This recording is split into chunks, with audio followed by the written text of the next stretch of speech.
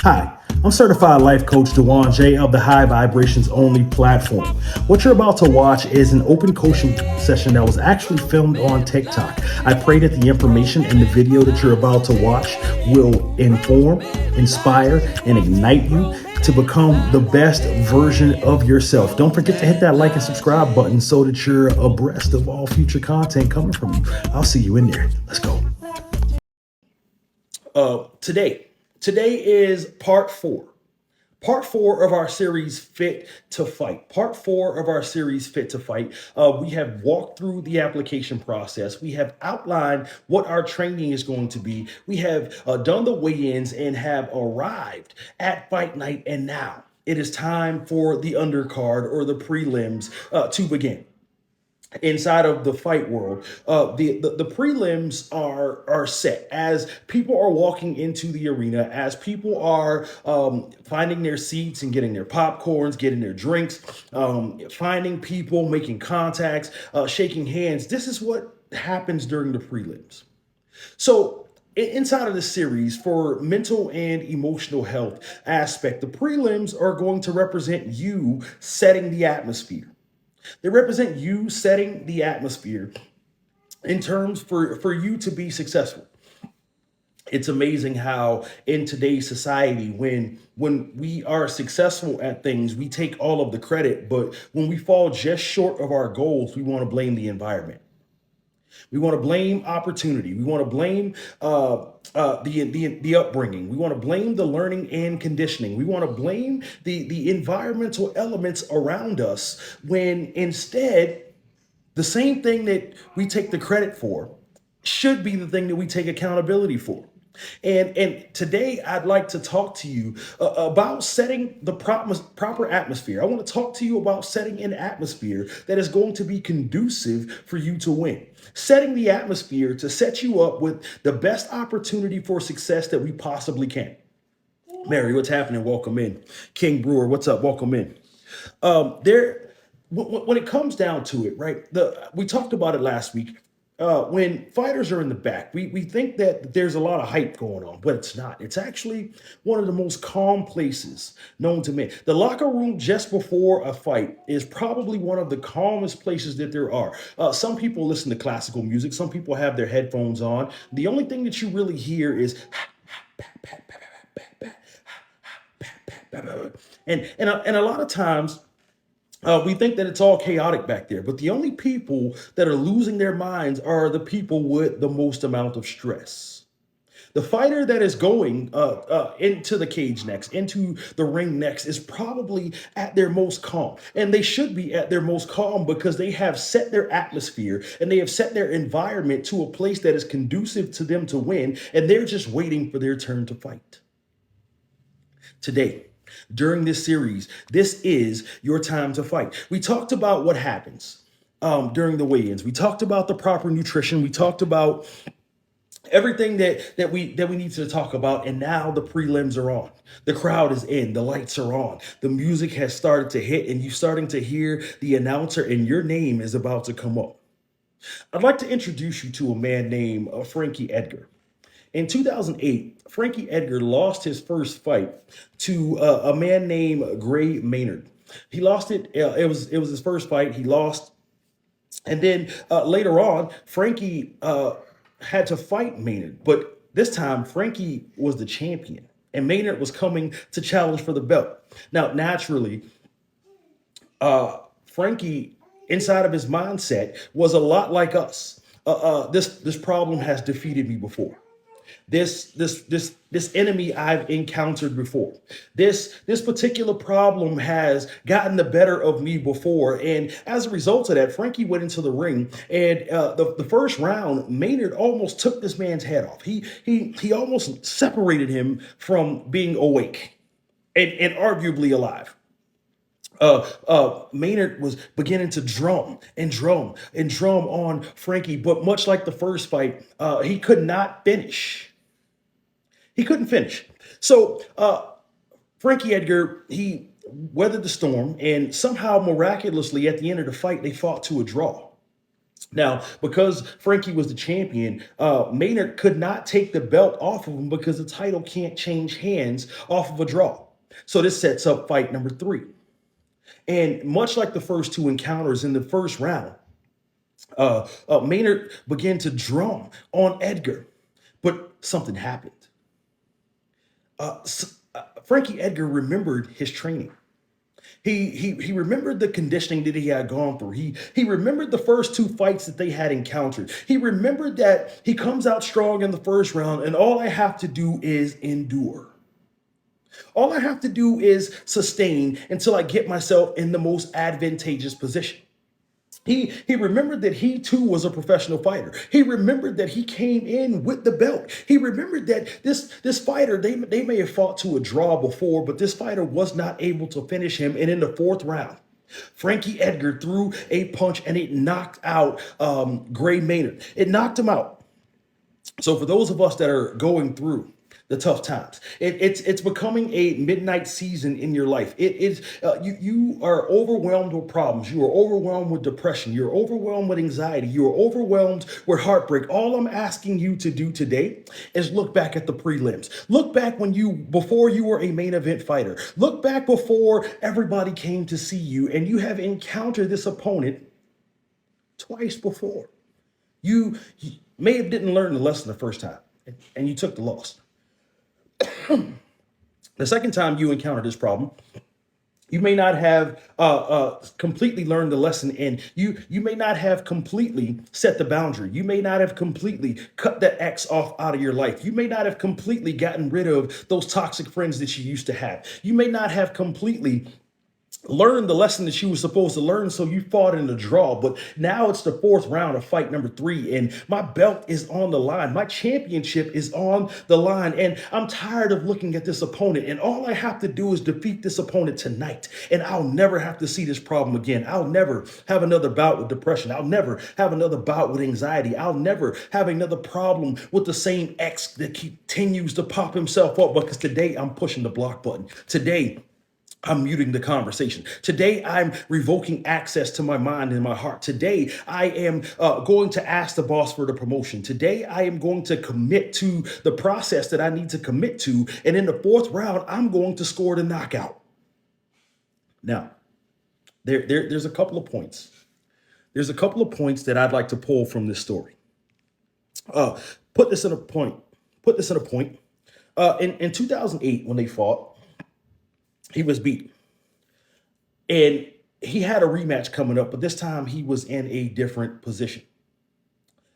Put this in a point. Heal the past from a different position. Heal the past from a different perspective. Heal the past from a victor's mindset and not just another challenger.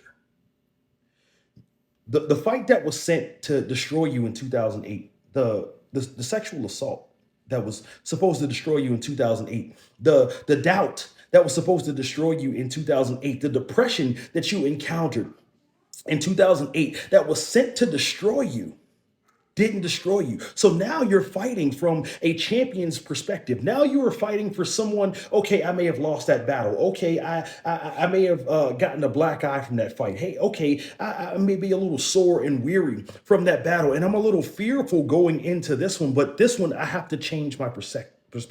I have to change my perception. I have to change the way that I'm viewing this fight, because now somebody's challenging me for the title, much like I was a newcomer before. I have to heal my past, but I have to look at it from a different perspective.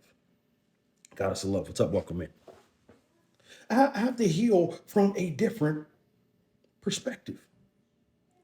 It's amazing how we go on these journeys. We go on these healing journeys, these self-discovery journeys. Justin, what's happening? We go on these self-discovery journeys. We go on these healing journeys. We go from deciding one day that we're going to do better for ourselves, yet we don't change the perspective. We don't change the perception. We forget that we were winners. We forget that What was sent to finish us before didn't finish us. We forget that we have a little more resilience. We forget that we have a little more toughness. We forget that we have a little more fight experience and that we are now technical experts in terms of our craft, in terms of our skill level, in terms of coping, in terms of being able to pull ourselves out of the battle, out of the battle of depression, out of the battle of anxiety, out of the battle of disappointment, out of the battle of heartache. We seem to forget. So when we go on these journeys, we tend to not fight as well as we potentially could fight because we're still going in with that fear. We're still going in with that anxiety. We're still going in from a sense of, I'm just a new guy. But it's time to change the perspective. And watching the prelims, remembering that you were once that fighter, remember that you once had that card position. You have not always been a main eventer, even though the limelight is on you today, even though the people are talking about you today, even though you're being backstabbed today, even though nobody is believing in you today. We once were in that position. But today I'm fighting from the perspective of a champion. The second thing that I'd like to pull out of that story is the first fight or the second fight began the same way that the first fight did. In order to do something and go somewhere that you've never been, you have to do something different. And in the first fight, Edgar allowed himself to be drugged and he was never able to recover. But in the second fight, he was being drummed in the first round and he all of a sudden remembered that, hey, this guy can't finish. This problem can't finish. This problem didn't take me out. And though I might have been on the verge of suicide, though I might have been on the verge of isolating myself from every single person, though I pushed my friends and loved ones away from me, though I still allow myself to be mentally and emotionally abused by people that consider themselves my family, I won because I didn't quit. And here I am facing the same thing over and over and over again. But it's today that I have to look back at the prelims and remember that the guy can't finish. So Frankie was able to recover. And the second thing that I want to pull from this is put this in a point. Tying with tough situations teaches the most valuable lessons. Tying with tough situations teach the most valuable lessons. So the fight ended in a draw. Fight number two ended in a draw. And you have what's called a champion's advantage. In other words, you have your why to live. You have your why to put a smile on your face. You have a why to consider where it is that you're going. You have a why in regards to wanting the peace and the prosperity and the happiness of the husband and the wife. You have a why in wanting to see your children succeed. You have a why in terms of wanting to break a generational curse. You have a why in terms of not wanting to be beat about the face and about the body from depression and anxiety from things that you have. You have a why. So because you remember your why, you remember that that person couldn't finish because I had to look back at the prelim tape and I lost by decision the first round. He didn't knock me out. He did not take me off the face of the planet and I didn't take myself off the face of the planet. And as a result of that, I'm going to fight to a draw this time. Justin, thank you for the fire. It's here that I have to remind you that just a tie is not a loss. So if you find yourself stuck in a situation, you are actually not losing. Fighting to a draw is not a loss. It is a time to reassess. It is a time to re-strategize. It is a time to hone in on your craft. It is a time to represent yourself. It is a time for you to change the processes that you're going through. My tie or fighting to a draw is not a loss. A lot of times in today's society, a lot of us feel as though we are losing when we're actually just at a stalemate.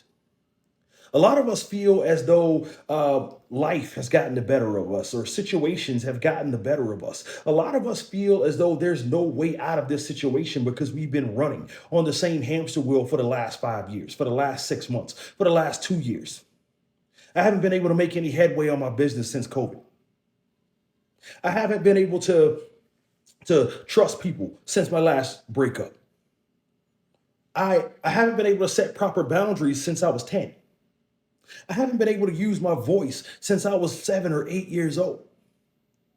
So we continue to run on this hamster wheel, but I am here to tell you today that just because you're in a stalemate with your situation, it does not mean that you're behind. It does not mean that you're losing. It does not mean that life has passed you by. It does not mean that your purpose is beyond your grasp. It doesn't mean that peace, prosperity, happiness, whatever it is that you're angling towards today, it is not beyond your grasp just because you're in a stalemate today. Just because I haven't overcome being a procrastinator, just because I haven't overcome being lazy, just because I haven't overcome my condition wanting me to complain, just because I've set people around me that are being me no good and they continually stab me in the back, they continue to gossip. Just because I am not in the ideal situation does not mean that I'm losing. Because now, because I have the champion's advantage, because I've won, because I've overcome, because I built some resilience, because I built some toughness, because I built some creative strategies in order to get out of my situation. I'm allowed to fight to a draw. And this situation is not going to allow me to off myself. This situation is not going to allow me to escape. This situation is not going to take me off the face of this planet just because I'm in a stalemate and it seems as though I'm stuck. Just because I can't figure the way out yet. Just because I haven't thought of the solution yet, it does not mean that I am losing. Brittany is in the building. Every kiss begins with K is in the building. Yellow, what's happening? Just because I fought to a draw, it doesn't mean that I lose. I was born a winner. I overcame swimming up the fallopian tube to be the first to the egg.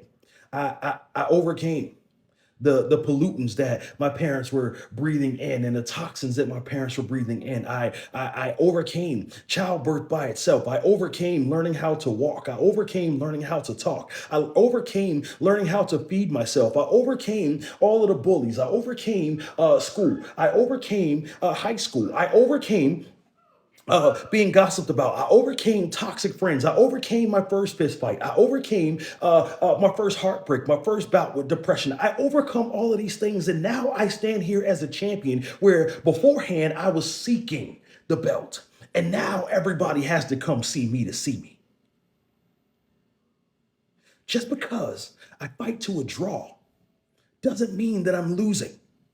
I just need to hold on. Then we move to fight three. We move to fight three because it doesn't mean that the adversary is going to stop. It doesn't mean that I'm going to stop having problems just because I have the belt. In fact, the problems are going to intensify. The problems are going to intensify. Excuse me. The way that it works is you get acceleration where you grow. You get abundance where you become a champion and you start to feel comfortable. But right after that comes affliction. There's acceleration, then there's abundance, and then there's affliction. The truth of the matter is that when we get comfortable in life, when we come to a place of comfort, when we get to a place where things are good, we at that point should be preparing for the next fight because it's coming. We at that point should be expecting the fight because truth of the matter is we started the fight. We threw the first punch. Let me prove it. If you're okay with a mediocre existence, if you're okay with living in heartache, if you're okay with living in depression, if you're okay in living a mediocre existence in terms of where you live, or you're not trying to enlarge your territory, or you're not trying to grow, then nothing messes with you. Nothing messes with you. If you are okay with where you are in life and you don't want to strive for anything else, if you don't want purpose, if you don't want peace, if you don't want prosperity, if you don't want happiness, you don't want the man, you don't want the woman, you don't want a children. If you are okay with where you are, nothing comes after you. But for those of us that are chasers, For those of us that are seekers, for those of us that know that there's something out there that's bigger for us, for those of us that know that happiness and peace and prosperity are not beyond my reach, for those of us that have our eye fixed to purpose, for those of us that are on any kind of journey, whether it's healing, self-discovery, or anything, there's another fight coming. And the truth of the matter is, we threw the first punch when we decided that we were going to embark on this journey. So we should be expecting the third fight. I keep my gratitude journal. So I know that I'm a winner. I can remind myself that I'm a winner. I can remind myself of my chronicles. I can remind myself of past victories. I can remind myself that I'm worth something. I can remind myself that I've accomplished things. I can remind myself to take it one step at a time. It keeps me in line with who I am and the things that I've done. So I keep my gratitude journal, right? Because I'm going to get ready. And the same thing that took me to the winner circle, the same thing that put me on the podium, the same thing that put me in the place where I felt like a winner, it's going to take that and more to retain the belt, because now I have a target on my back. And simply by winning, the challengers are going to come. The challenges are going to come.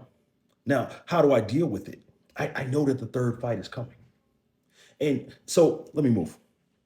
In this third fight, you have Edgar and Maynard, and they're in there, and Maynard start to rock him again, bang, bang, bang, bang, bang, and it was Edgar that said he didn't finish me last time. We fought to a draw last time. In other words, there's somebody that's listening to me right now who you've taken life's toughest punch. You've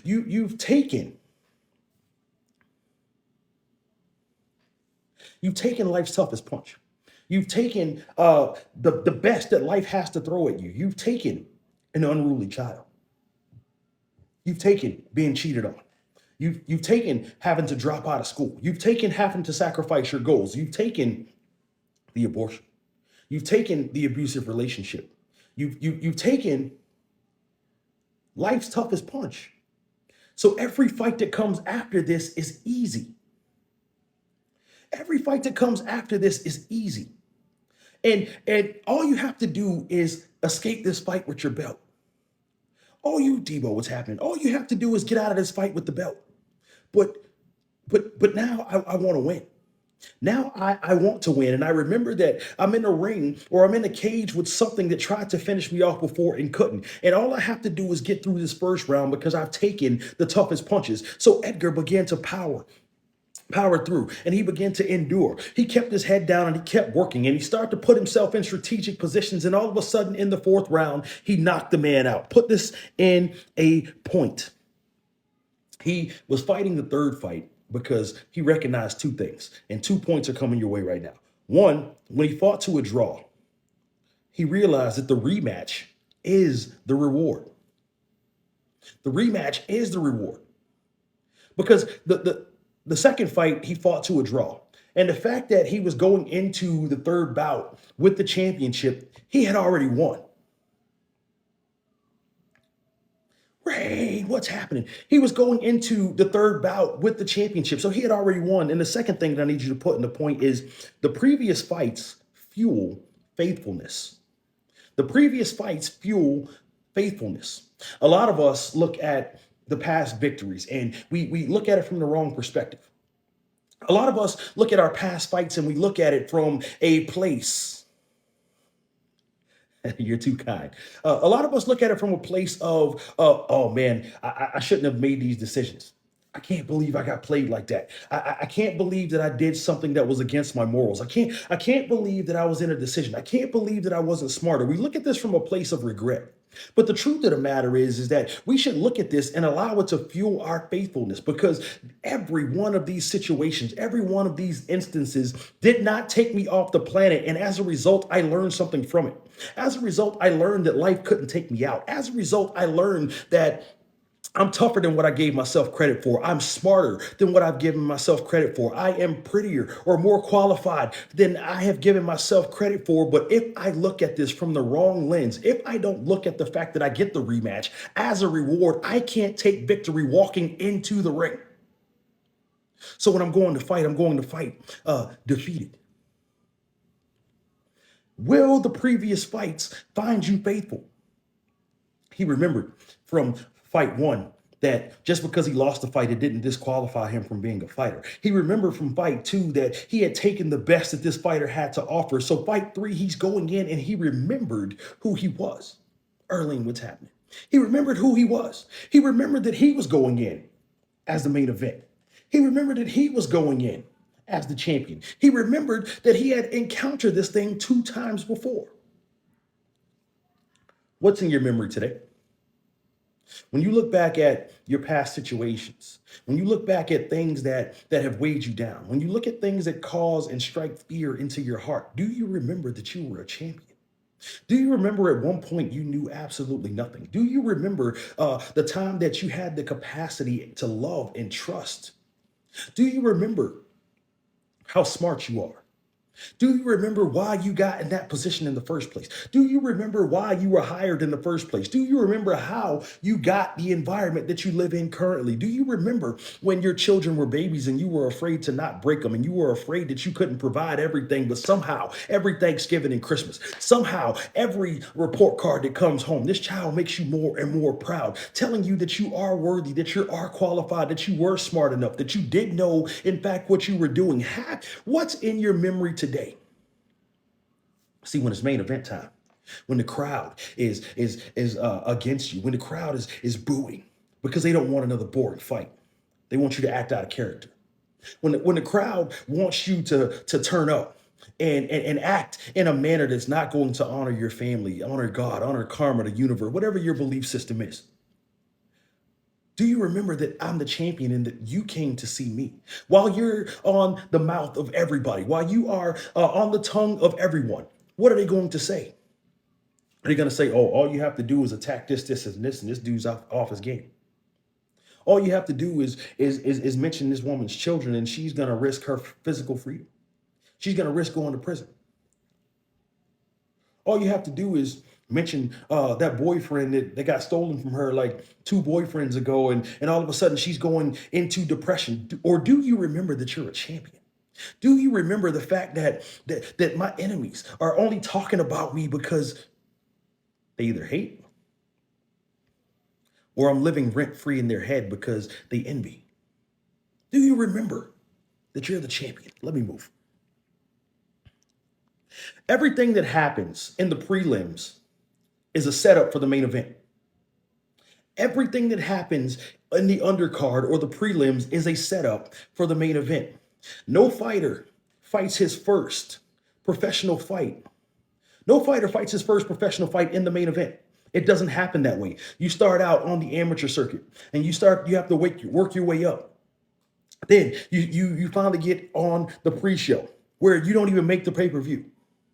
Then you get on the preliminaries. Then you get on the undercard. And then you become a main event fighter. So everything that happened to you is a setup for your main event. Let's go with the confetti smoke. I see you.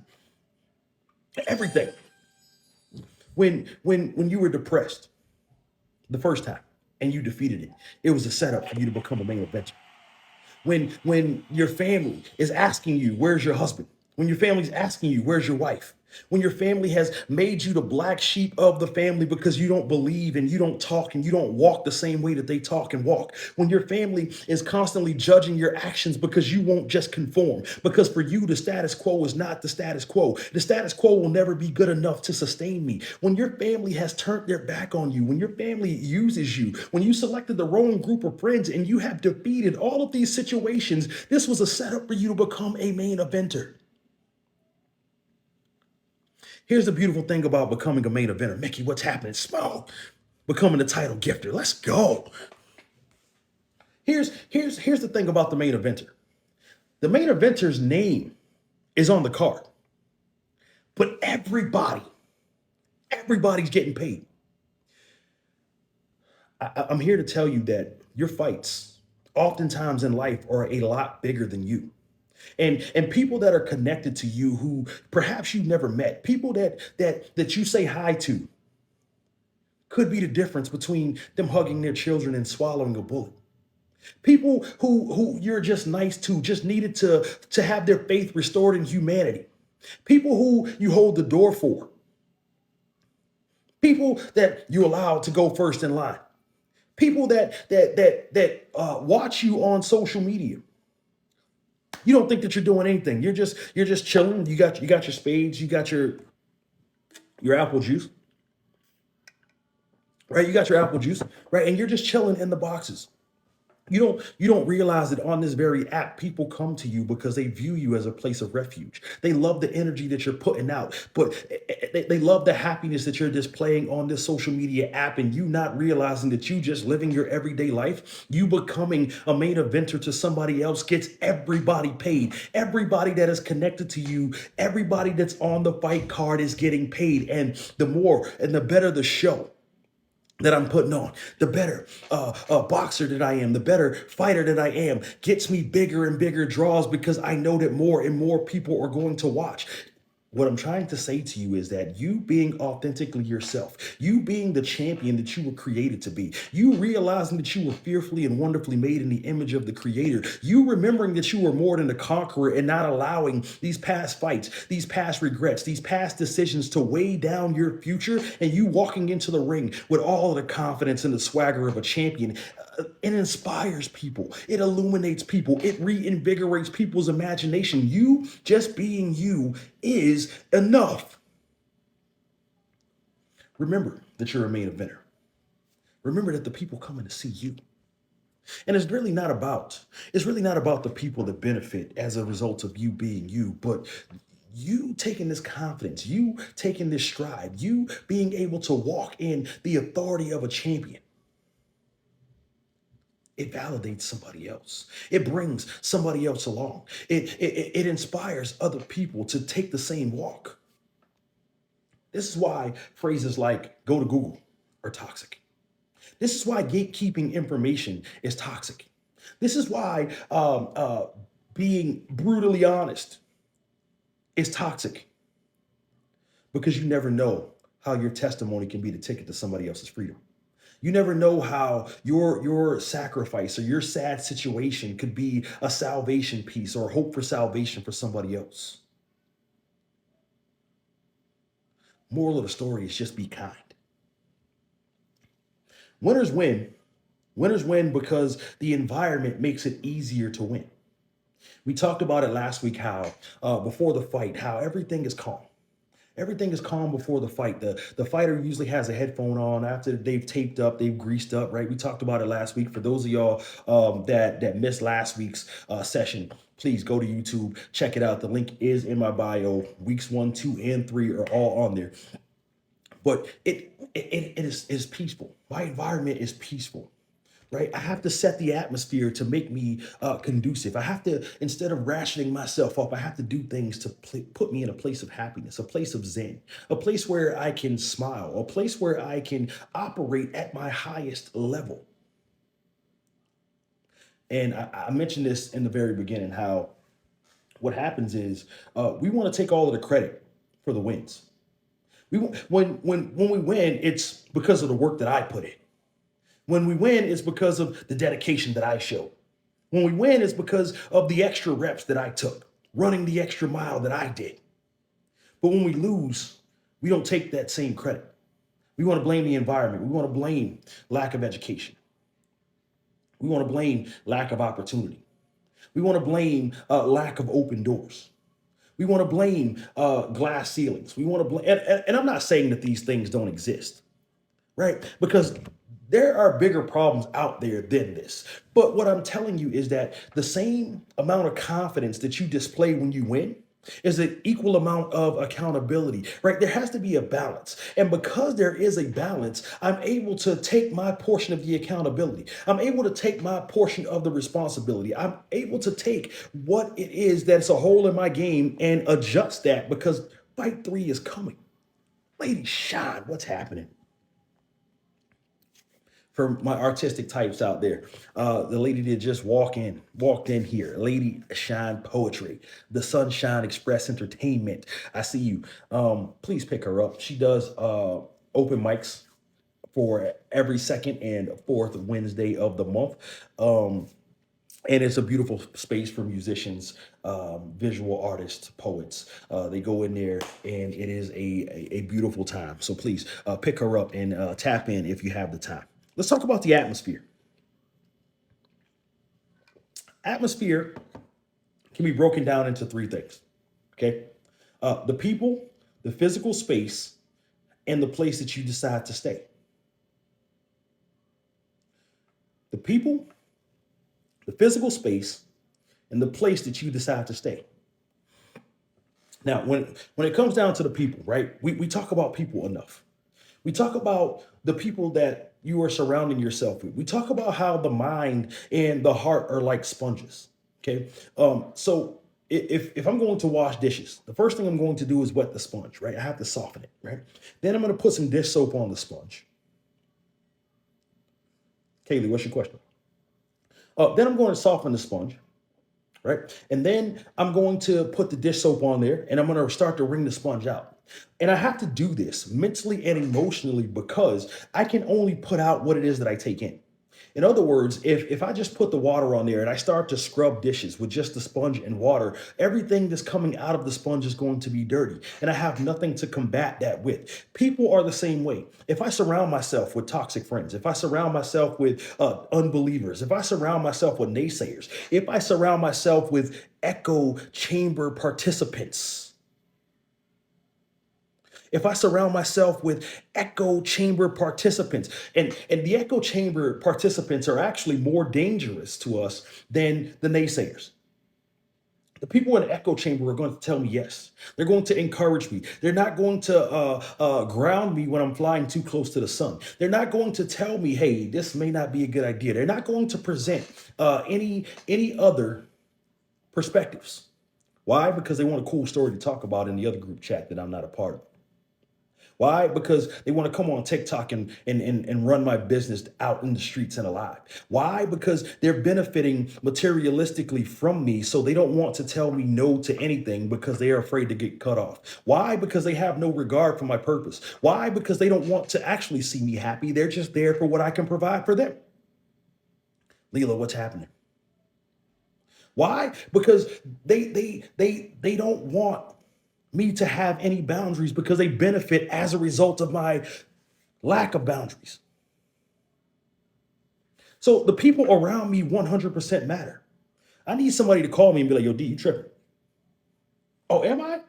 And I might put up a little fight. I might put up a little resistance, but this is how we grow, right? I need somebody to tell me, hey, man, this might not be the best idea you ever had. Akila, what's happening? Welcome in. This may not be the best idea you've ever had. I need people to be like, hey, man, that ego getting a little out of control. I need people to remind me that it's about the message and not me. I need people to, when I'm asking questions and I'm looking for advice, thank you for the fire, Leela. When I'm asking questions and I'm seeking advice, I need people to remind me to pray. What, did you take it to God? Did you? You're right.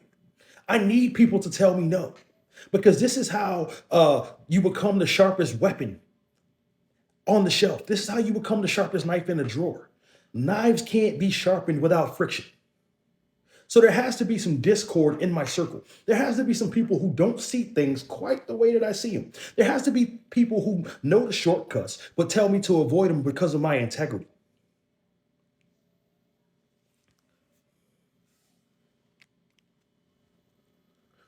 Kirby said, I heard it's okay to tell folks about themselves, even the church folks, especially the church folks, because people fail to realize, right? And here's what I want people to realize. The people that are around you are going to sharpen you, right? And if you're in a place, right? Church is a spiritual hospital, right? But if the doctors aren't diagnosing the problems, if the doctors aren't poisoning or pointing out the problems, then what they're doing is giving you placebos or poison. They're not treating the right affliction. So you have to be able to sky what's happening. You have to be able to tell people about themselves. And if people around me are not willing to tell me about myself and they lock me in this epistemic bubble or this echo chamber, truth of the matter is I don't need you. I don't need to be fluffed. I don't need the soft landing here. I don't need what it is that you're offering me. I don't need another yes person in my life. I need people that's going to prepare me for the fight. I need people that are going to prepare me to be a main eventer. I need people that are going to remind me that I'm a champion. I need people that remind me that it's going to take hard work in order for me to keep my championship belt. So it's really all about the people that I place around me. The second thing, the second thing, physical space that you actually work in. The physical space that you actually work in. In my life, I've been to a gym or two in my life. I've been to a gym or two in my life, and as I work out in the gym, right? My favorite types of gyms are not the types of gyms that you would think, right? I can go to a general fitness facility. I can go to a general gym where everything is clean and they're playing the best Maroon 5 they got, right? As I walk in the door, I'm hearing sugar, yes, please, would you come? I'm hearing Adam Levine, right? Okay, cool. But this is catering to the general fitness person, the person who doesn't necessarily want anything out of their life other than general health. This is okay for the person that is okay with accepting the mediocre. This is okay for the person that just wants to come in, get a little sweat in, so they can check it off on their timeline. But my favorite types of gyms are the one where the metal has rust on it, where the brick walls are exposed and there's one light hanging out up in there. And when I walk in there, I'm hearing Tupac's greatest hits when I roll in there. I mean, listen, I ain't been saved all my life, all right? I'm hearing, I hit him up, right? But those are my favorite types of gyms because I know that everybody there is getting ready to work. I know that everybody in there has a goal in mind, and that goal is growth. And this is the type of spaces that I have to put myself in. Sometimes we have to come down from the comfort of life that we live right now and get our hands dirty. Occasionally, we have to go down and get our hands a little rusty, a little dirty. We have to get sweaty because the air conditioning in these facilities are turned off, and that's just for me to sweat. The one light is down there. Why? Because it's not for aesthetics. I'm playing the most gutter of musics because I need to get angry about something. In order to move the type of weight that I'm trying to move, I have to manifest. I have to foster. I have to take some of these emotions that are out of my mind and in my heart. I have to take some of this stress out of there to move the type of weight that I'm talking about moving. And I said that to say that a lot of us are nervous, or we can't successfully win our preliminary fights because the atmosphere that we have set ourselves up in to work in is too comfortable. I'm cool. I'm chilling. I'm out of the way.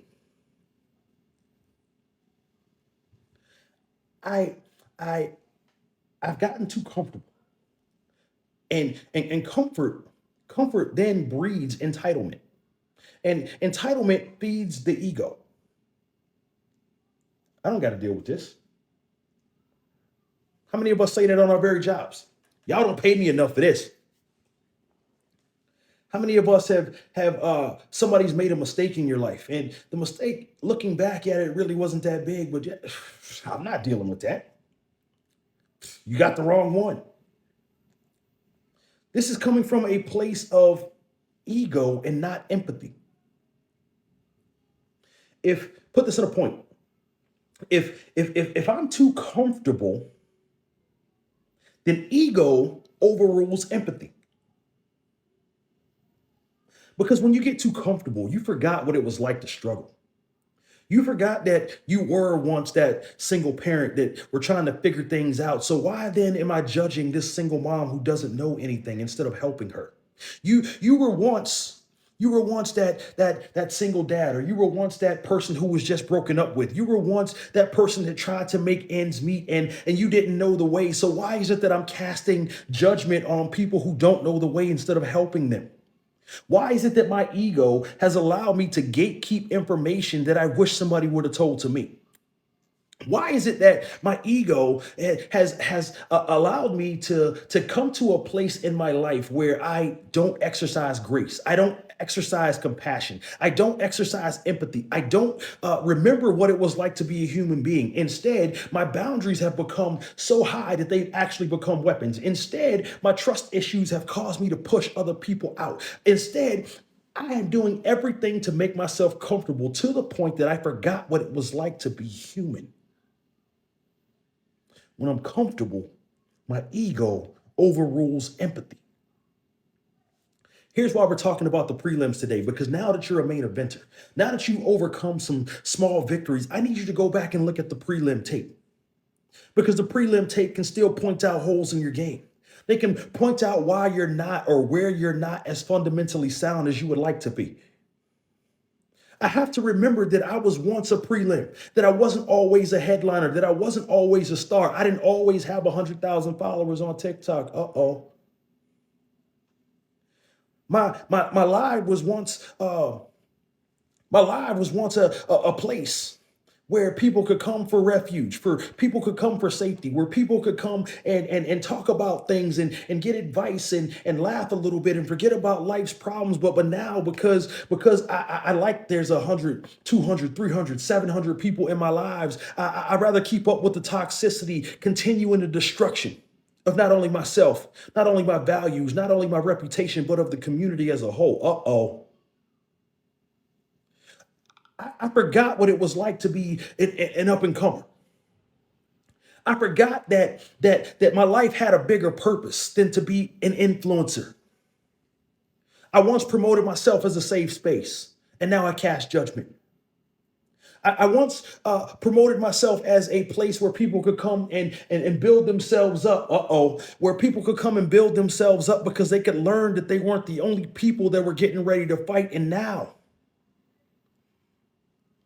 I just use it to complain to anybody that's going to listen, because I've allowed myself to get comfortable with position. I've allowed myself to get comfortable with external validation. I've allowed myself to not be able to get my hands dirty anymore because I'm looking down from an elevated position than I am from beside you, as your brother, as your sister, as the big uncle, as the OG.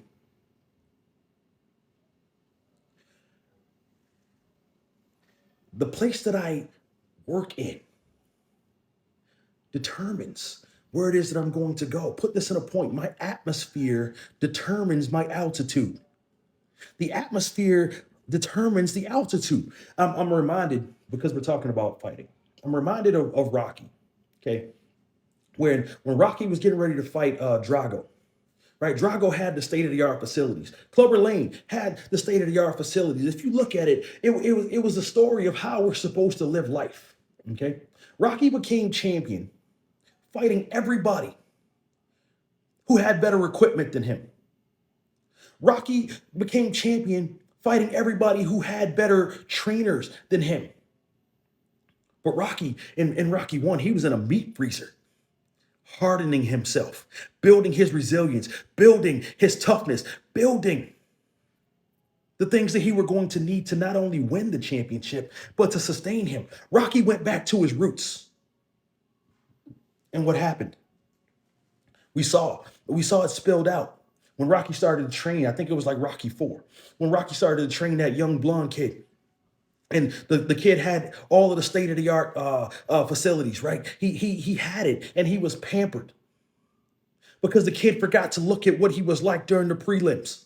The kid forgot what it was like to work hard. Uh-oh. The kid forgot that hard work and determination and belief in himself is what put him in a position to train with the great. It taught, or he forgot what it was like to be looking up and desperately wanting something because everything was handed to him. Your atmosphere determines your altitude. Let me move. The third thing in terms of the atmosphere is the place you decide to stay in. The place that you decide to stay in, and I'm talking mentally and emotionally, the place that you decide to stay in. Because psychology says to us that if we're not feeling good on the inside, then we don't care what we look like on the outside. If we don't care what we look like on the outside, we don't care about the clutter in the environment around us. How is it that I'm supposed to train effectively to fight when I'm constantly stepping over things that I should have picked up? What type of cardio conditioning am I supposed to get when I don't really care about anything? So I haven't taken out the trash in like 2 weeks. So now the environment stinks, and now I'm taking shorter breaths, so I can't get full extension of my lungs. How is it that I'm supposed to look at things clear minded when I'm supposed to sit down and focus on my paper or my dissertation or my book or my podcast notes when I'm looking around and I see Legos and I see action figures and I see things that really shouldn't be there because I don't really care to get up and clean my own house. I sit around in filth. As a result, this feeds the filth that I feel on the inside. And as a result, I project out filth. So there's no wonder. There's no wonder why people don't want to come over to your house anymore. There's no wonder why people stop answering your phone calls. There's no wonder why nobody wants to be involved. Nobody wants to offer you advice because you're not receptive to what it is that they told you in the first place. Because you have too much going on. When you look around, you have no room to take on anything else because you haven't cleaned your house. You haven't cleaned your work environment. I have to begin to clean the filth. I have to begin to put things in their proper places, right? Lean Six Sigma, it's a business concept that says everything has a place and there's a place for everything. And if there's not, then it's waste. Some of us are still trying to find storage on our phones, but if we scroll back up 6 months to that boyfriend that we don't want to let go, and actually delete the pictures. Some of us are looking for storage on our phone, but we have, fellas, we have inside of our files, downloaded videos from that orange site from when your wife is holding out. Uh oh. When I should be focusing on my book. I should be focusing on reading. When I should be focused on honing in on my craft. When I should get up and shadow box. I'm headed to the bathroom with some Kleenex and lotion, fellas. Instead of freeing up space for more storage, instead of freeing up space for new memories, I won't delete the contact from that dude that's going to invite me to Netflix and chill, ladies. I won't forget, or I'm constantly tempted to send an email. Hey, how you been? How you been? Knowing where that's going to lead me. Some of us, instead of getting on our knees to pray, get on our knees for other things because we won't block the distractions so that I can hone in on my craft. But here I am as a main eventer. I survived the breakup. So why does this person still have access to me? I survived the disappointment. So why am I still looking at this person's pictures reminiscent? I survived the disappointment. I survived the infidelity. I survived the lies. So why is it that these people still have access to me? Why is it that I want to scroll up, scroll back 6 months? Oh, I remember this vacation. We were so happy then.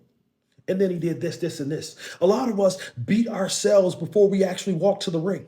We beat ourselves before we actually get inside of the cage. We beat ourselves prior to us actually putting on the gear. We beat ourselves at training camp. But it's important to realize that when I look back at these prelims and I had no cares. My only concern was getting better. When I look back at these prelims, my only hunger was to be a champion. When I look back at these prelims, it reminds me that what it's like to crave, what it's like to be a visionary, what it's like to be adventurous, what it's like to step outside of my comfort zone. But instead of locking on to these memories, I want to lock on to past pain. I want to lock on to past hurt. Where are you choosing your brain to be today? The funny thing about it is that a lot of us have an opportunity to reset our mindset every day. It looks like, hey, how you doing? In that moment, if you're not in a good mood, you have an opportunity to change that. You have an opportunity to say, I'm good, and not cap. If you have an opportunity to switch your mindset every time somebody asks you how you're doing because you're making a conscious choice. So I think that Coach Dewan is full of it. Maybe I don't believe what he's actually saying. Maybe I don't believe in his corny 10-win method. Maybe I don't believe in a gratitude journal. Maybe I don't believe in the affirmations that he's telling me. Maybe I don't believe that I'm more than a conqueror. Maybe I don't believe that I was born to be a champion. Maybe I don't believe these things. Okay, cool. I can accept that. So you skipped out on loading yourself up. Coach K, what's happening? You skip out on loading yourself up with positivity before you leave your front door. So you skipped it. And the first time that somebody asks you how you're doing, you have an opportunity right then to decide that this day is going to be better. You have an opportunity to decide in that moment where my focus is going to be, where the trajectory of my mind is going to be today. I have an opportunity to decide that every single time somebody asks you how you're doing. But we choose. We choose to stay in places that have beaten us. We choose to become obsessed with depression. We choose to become obsessed with anxiety. We choose to accept these negative things, these negative mindsets, and these negative feelings. We choose to accept them, and then we choose to stay there. Joe Kinetic, what's happening? And then we choose to stay there. Where are you choosing to put your focus today? Where are you choosing to put your mind today? Because if you got the right people around you, then these people are going to tell you, hey, you're better than this. What happened to you? Why are we of this mindset? Why are we of this ilk? If you got the right people around you, they're going to say, hey, do you need an ear?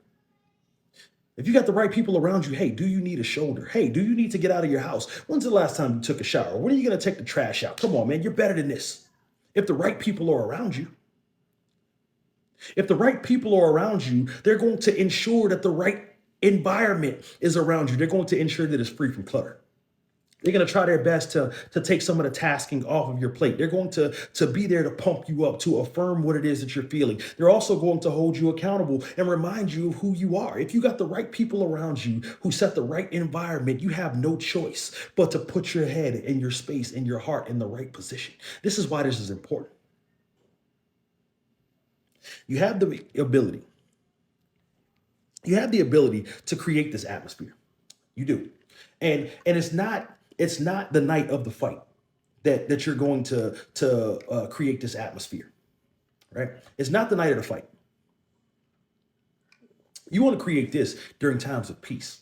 You want to create this when you're at your highest vibrational point. You want to create this when you and God are aligned. You want to create this when things around you are going well. Here's what you need to be thinking. How can I sustain this?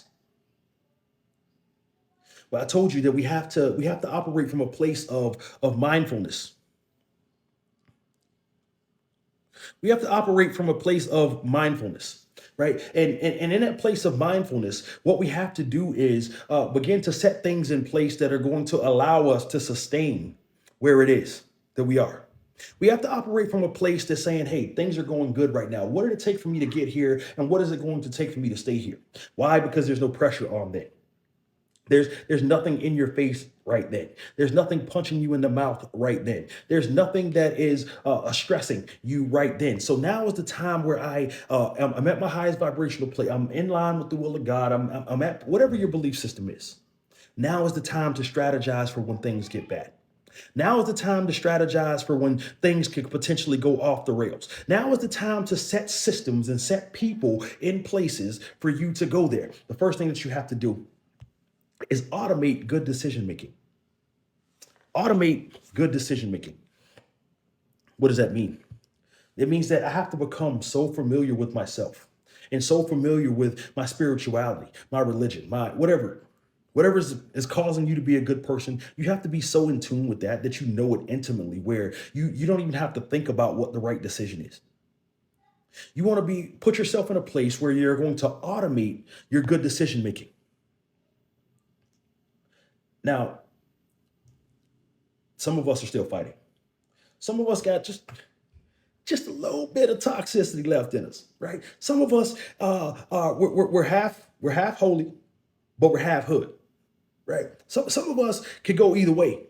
at the moment. But the thing about it is that a house divided against itself cannot stand, right? In other words, there's no need for when drama strikes. There's no need for when you're backstabbed, when you're gossiped about, when you have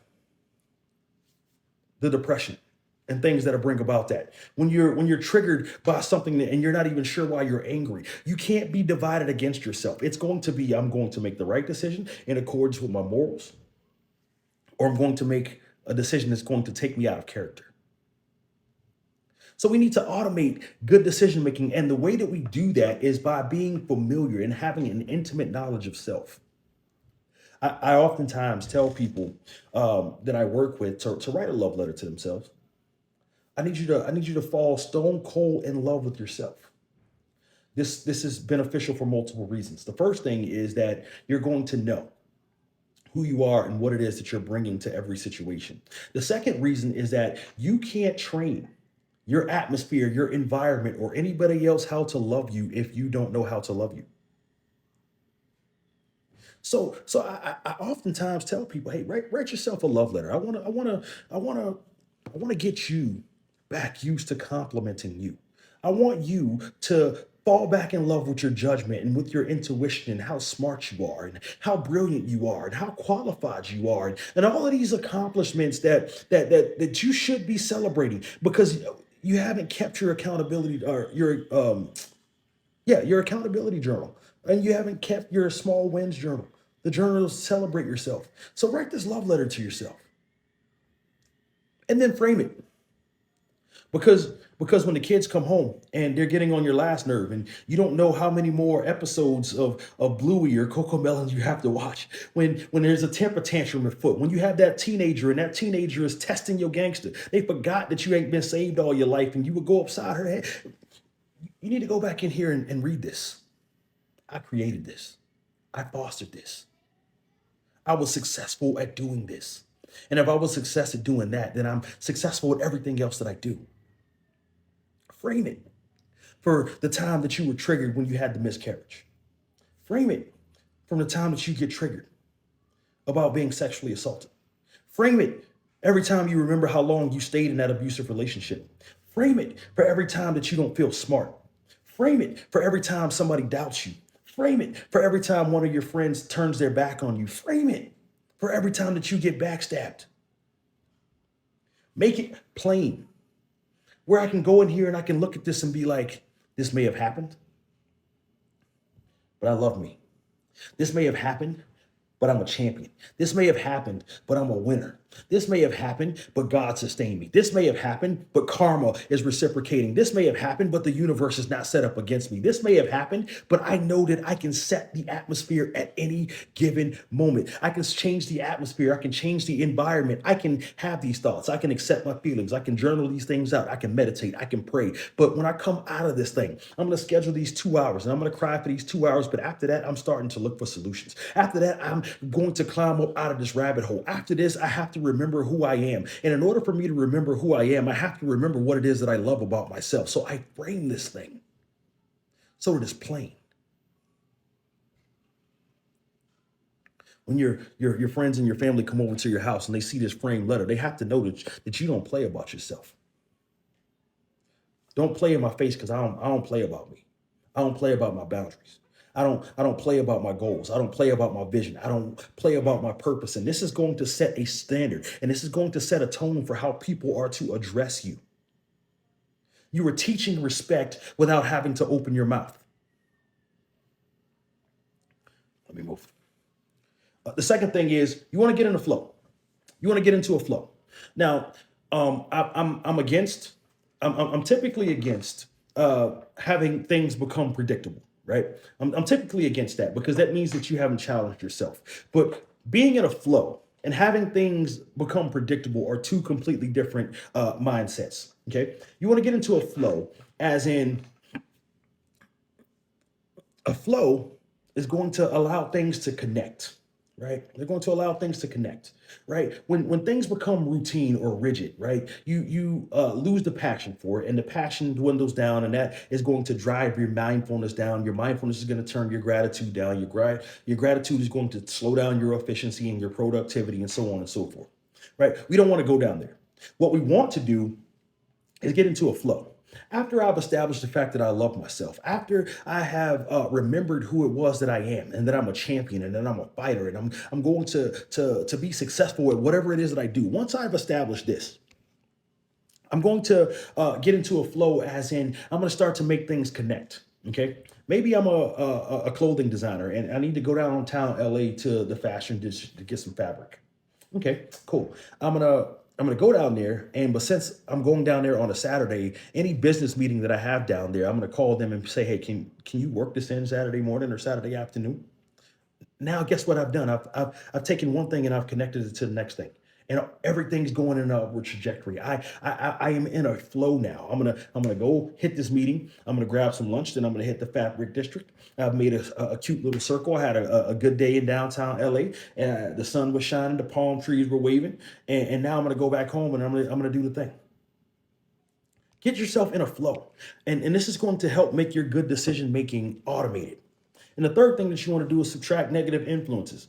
You want to subtract negative influences. Um, Sometimes this looks like people. Sometimes this looks like you putting a timer on your Wi-Fi. Sometimes this looks like setting an episode limit on your Netflix account so that you stay productive and that you stay doing something. Right? You want to subtract negative influences, right? In other words, I have to set this boundary and this barrier here where anybody who's not believing what I'm believing, I don't have time for in terms of my purpose and my vision, right? In terms of vision and purpose. Like if you don't believe that I can accomplish this, I don't need you. If you believe that I'm not smart enough to accomplish this, I don't need you. If you don't believe that I have the willpower to get this done, then I don't need you. Otherwise, if you're going to distract me from doing what it is that I need to do to get there, I don't need you. You have to subtract the negative influences because these negative influences, they begin to chip away, right? There's this thing called a Chinese death torture, right? Where they give you 1,000 little paper cuts. Boom, boom, boom, boom. And I'm here to tell you that it does not matter.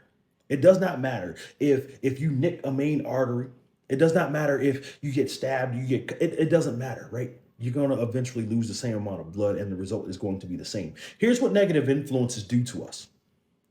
They begin to chip away at the dream. They begin to chip away at destiny. They begin to chip away at purpose. They begin to chip away at gratitude and mindfulness. And eventually they choke the life out of our purpose. So we have to get rid of it. And then this is going to allow us to flow better, which is going to put our good decisions on automation. You can expect when the atmosphere is right to be more open. You can expect to increase your potential. You can expect to understand more. You can expect because you have done these things to increase your self-esteem, right? And as a result, you're going to have more progress towards your goal. Put this in a point. The more open I am, the more opportunity I have. The more open I am, the more opportunity I have. What does that mean? A lot of us are so locked into one way of thinking. A lot of us are so locked in to one belief system. A lot of us are so locked into one way that the world functions that they never leave room for anything else. They never leave room for the possibility of anything else. Nope. My kid brings a C home. My daddy took a belt to me. I'm taking a belt to him. No. Here's why this is dangerous. Uh, you know what? I'm going there.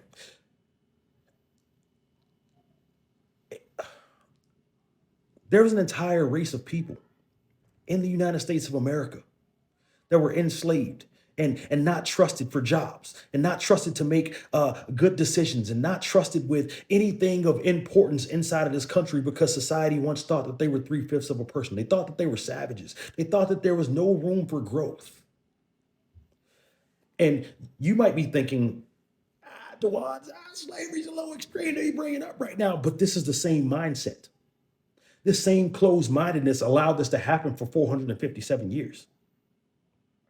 This same mindset didn't give women the right to vote in this country for years. This same mindset said that women couldn't preach. The same mindset said that women couldn't vote.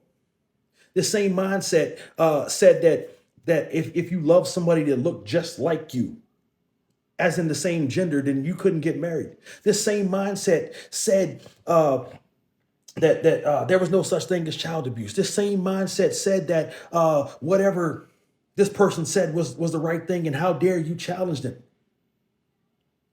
The more open you are, the more opportunities you have.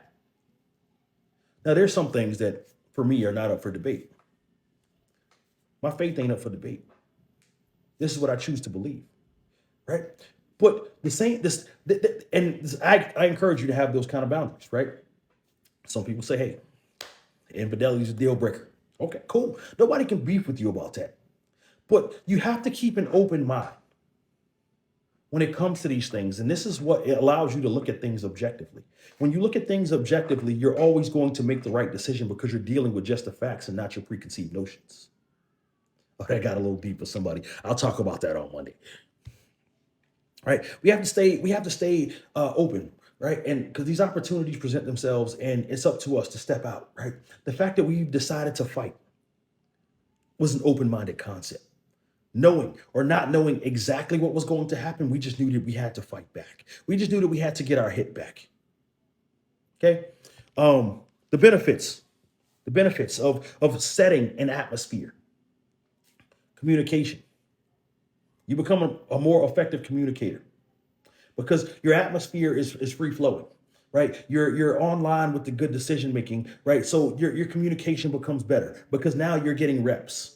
You communicating with different people from different walks of lives. You're learning how to perfect your package. You're learning the muscle memory of what people's boundaries are. You're learning what the parameters of society and what's acceptable are. And this is going to allow you to qualify yourself to be in rooms that you previously had no access to.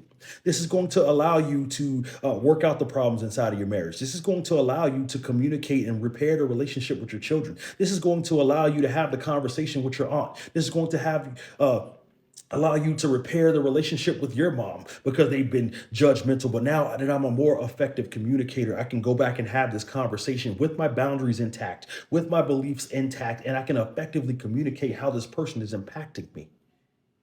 I can go back and confront my accusers. I can bring that abuser to court. I can go to court and file a restraining order finally. I can cut friends out of my life that don't believe in me because my communication is better. Not only do I know the language, but I know the packaging. I know when it's time to put emphasis on a syllable. I know when it's time to put emphasis on a point. I know when it's time for me to be quiet and listen to the other perspective. I know when to open my mind and my ears. I know when it is to be assertive. I know when conversations need to go one directional. Uh-oh. There's some conversations that we have that don't require feedback. There's some conversations for informational purposes only. And I need you to hear me, and I need you to know that I'm not playing. But because I've gotten the reps, I know how to package that conversation. Second thing is leadership. The third thing is your creativity. And the fourth thing is your problem solving abilities, right? Going back to watch these prelims, right? There was a fighter who he got knocked out like 4 fights in a row. He got knocked out like 4 fights in a row. And it wasn't until he went back to watch his tape.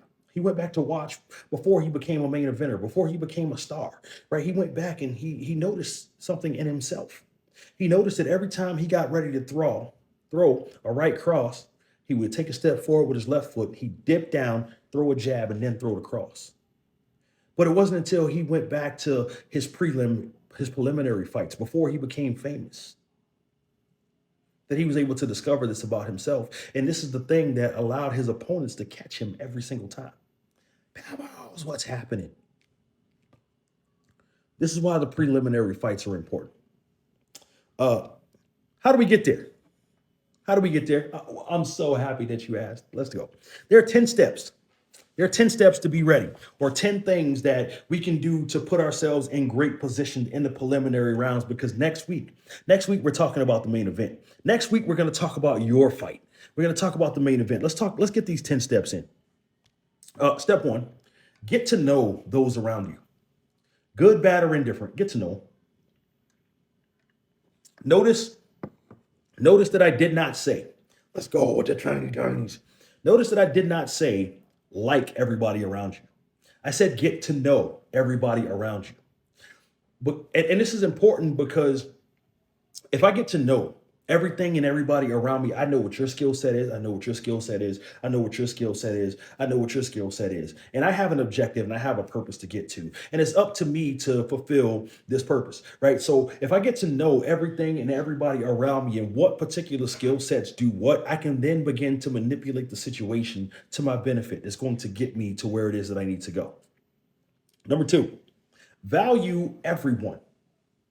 Everybody that you come in contact with has something that you want. They either have a way to be or a way not to be. They have knowledge that you want, or they say things that you don't like. Value everyone, and you don't have to like every. Again, don't have to like everybody. Everybody is not meant to be in an intimate space with you. Everybody's not meant to be close to you. You don't have to go bare your soul to everyone, but everybody has value. Just like it happens when I close out this live. Number three, watch those around you. And that's not necessarily from a defensive position. Somebody might do something really well. Somebody may have the same niche as you. Somebody may have a similar business to you. Somebody may have a pattern of success that you might need. So watch everyone because you'll learn some good habits. You'll learn some bad habits. You'll learn some good patterns, some bad patterns. Watch everybody around you because somebody could teach you something and somebody could teach you something that you don't need, right? If I'm watching other influencers or I'm watching other motivational speakers, right? Okay, I can watch him and this fell flat for him, so I wouldn't try the same approach. This worked really well for him. Let me see if I can emulate that. Let me see if I can implement that. Watch everybody. Number four, welcome constructive criticism. Welcome constructive criticism. Um, here's the thing. Your ops are only going to tell you the truth about you when they're angry with you. But the people that you should have around you are going to tell you the truth, regardless if you want to hear it or not. But if it's something that you can see, and one of the things that you have to do is sit with the information, right? Don't just respond. Yo, Dewan, you're not as eloquent as you think that you are. You're not as smart. You probably shouldn't use this vocabulary. Who are you? No, that's the wrong approach. See, let me go back and watch a couple lives. Let me see how things were. Carly K, what's happened? Let me go back and see how things were fitting together when it came there. Maybe you're right. Constructive criticism. Number five, take note of other people's mistakes.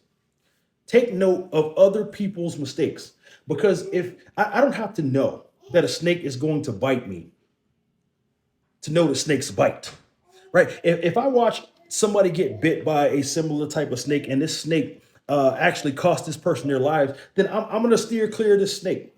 If I'm look, let me make it more practical to you. If I'm friends with Tatiana and I seen Tatiana gossip about Tina, then why would I tell Tatiana any of my business?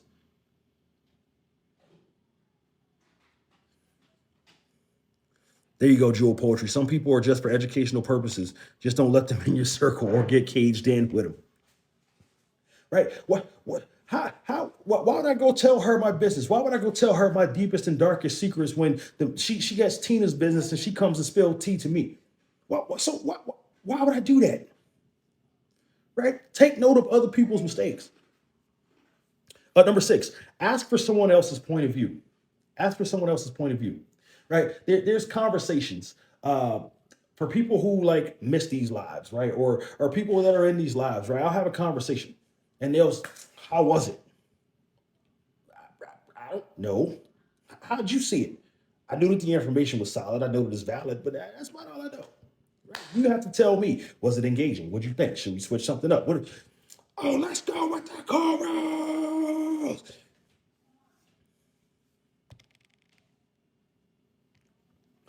Ask for someone else's point of view, right? Um, number seven. Number seven, throw out hypotheticals. Throw out hypotheticals, right? When you're sitting and you're getting advice, When you're sitting and you're getting advice, now is the time to ask all your what ifs. Curly K, miss your face. What, now it's time to throw out the hypotheticals. What if this? What if that? What if this? What if that? Now it's time to get all these things out of the way because you can't make a solid, informed decision about your environment, your atmosphere, or the things that you're getting ready to do without without throwing out the hypotheticals.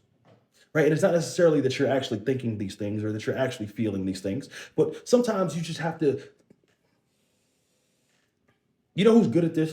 You know who's good at this? Wives and girlfriends are good at this. They're, fellas that are in the chat right now, back me up on this. Honey, would you date me if I had 9 children and one of my eyes were crossed and I had to hobble around and call myself Irene? What? What would what would you do if both my teeth were bucked and I had like a hole through? What women are really good at throwing out hypotheticals.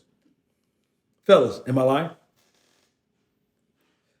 You're just like, where did this question come from? What are we talking about right now? But don't like this fried my brain right now.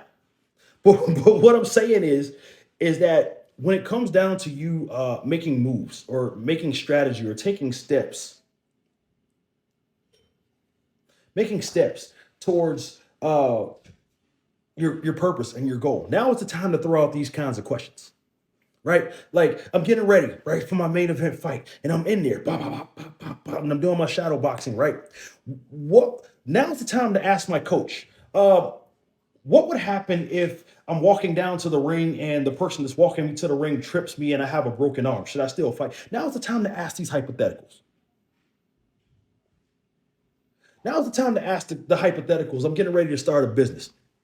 What would happen if I just bought one of everything to the left of the menu at Raising Cane's and I had a high cholesterol because of the cane sauce. It's addictive. Now's the time to ask the hypotheticals. Throw out all the hypotheticals. When you're getting advice and you're getting criticism and you're getting you're trying to come up with a creative solution to what has you on lockdown. There's no such thing as a question that's too wild. Okay. That's the point. Number 8, listen to what didn't work in the past. Listen to what didn't work in the past. And here's why it's important to revisit the prelims. Here's why it's important to work or look the prelims, right? Fighters looking. Okay, cool. There's a dude in the ring fighting right now that's a similar height to my opponent. What happens if I try and go underneath this jab? Oh, he just knocked this dude out. Okay, note to self, don't go underneath the jab. Right? Listen to and look at what did not work before. Number 9. This is my favorite. This is my favorite. Um, ask for help. Ask for help. You were not meant to take on all of your problems by yourself. It's not you weren't meant that way. You weren't built that way. And anybody who's told you that they've become a success all by themselves is a liar. If you know somebody who believes that they built themselves completely 100% by themselves, bring them here. I'd like to talk to them because it's cap. It's a lie. So if you're not meant to build anything by yourself, why do you take all of the responsibility, the accountability, the sadness, the anxiety, and the depression by yourself? If I'm going to build it by myself, I have to lay the foundation. You know what I mean? Like, if I'm gonna build it with other people, resources, people saying yes, opening doors, etc. When things aren't going so well, it's not meant for me to take on by myself as well. It's not. Nobody was built that way. Sorry. And finally, have conversations, not interrogations. Mm. Have conversations, not interrogations. And the reason that this is important is because your voice matters. Um, your voice matters in every situation. And if you're having an interrogation, you're only receiving information. You're only receiving information. You're on the defensive, right? And the person that is on the other end of the dialogue starts to get on the defensive, and as a result, nothing or nobody grows. So when I'm in the prelims and I'm watching, I'm dissecting, and it's a conversation. Okay, if I do this, then this happens. It's not an interrogation. All of the questions aren't coming from one place, nor are all the answers coming from one place. A conversation is how I grow. That's how it happens. That's it, man. Questions, comments, or concerns, please put them in the chat. We have a giveaway to get to. Okay, we have a giveaway to get to, and then we have to get out of here. Okay.